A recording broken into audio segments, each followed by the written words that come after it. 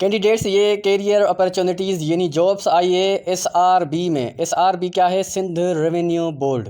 ठीक है, अब इसमें क्या कह रहा है? Sindh revenue board is looking for young leaders who can become a part of its dynamic human resource.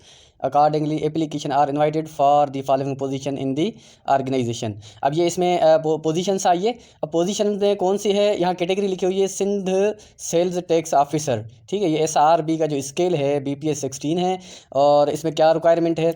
Bachelors degree 4 years recognized by HEC यानी हायर एजुकेशन कमीशन, 4 साल की डिग्री हो आपके पास with first division. Equivalent percentage कितनी होनी चाहिए? 60% होनी चाहिए आपकी।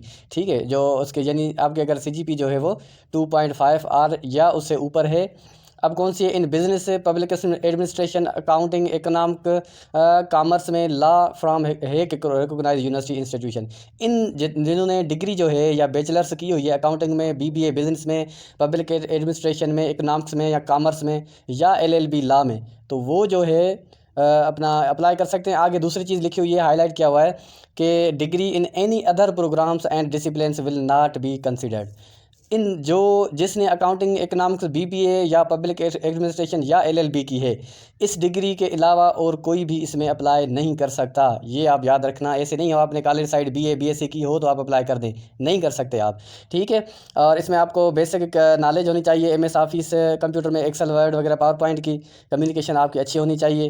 ठीक है, और इंग्लिश में आपकी फ्लुएंसी होनी चाहिए, उर्दू सिंधी में भी, इंग्लिश में भी। ठीक है, यानी आपको बात बोलना आना चाहिए। डोमिसाइल और permanent residence certificate from form D जो है वो होना चाहिए, इश्यूज़ बाय प्रोविंस सिंध। ठीक है, जो सिर्फ सिंध के जो प्रोविंस के हैं वो एलिजिबल हैं। और एज लिमिट क्या है? मिनिमम कम से कम 21 साल है और ज़्यादा से ज़्यादा 30 साल on 31 October 2024। Age relaxation is applicable as per policy of government of Sindh. अगर गवर्नमेंट ने इसको बढ़ाया हुआ है पॉलिसी के मुताबिक तो आप 30 साल और 33 साल तक आप अप्लाई कर सकते हैं। मेरे ख्याल से 3 साल जो है वो रिलैक्सेशन होता है। और अब नीचे लिखा हुआ है retention of service of Sindh sales tax officer SRB scale BBC will depend on his her overall performance. इसको परफॉर्मेंस में जो आपकी परफॉर्मेंस होगी उस बुनियाद पे आपको जो है वो आगे जो है उसमें रखा जाएगा। आपके एग्जामिनेशन होंगे, आपकी जितनी भी चीज़ें होगी वो आपकी देखी जाएगी। अगर आप प्रोबेशन पीरियड में कोई गलती करते हैं, भर्ती होने के बाद आपको टर्मिनेट किया जाएगा, निकाल दिया जाएगा। ठीक है, और इसके सिंध बोर्ड ऑफ रेवेन्यू के जो है अपने रेगुलेशंस होते हैं। अब इसमें एप्लीकेशन कैसे देनी है? ठीक है, और वो एप्लीकेशन आप जो है इसमें नीचे लिखा हुआ है हाउ टू अप्लाई।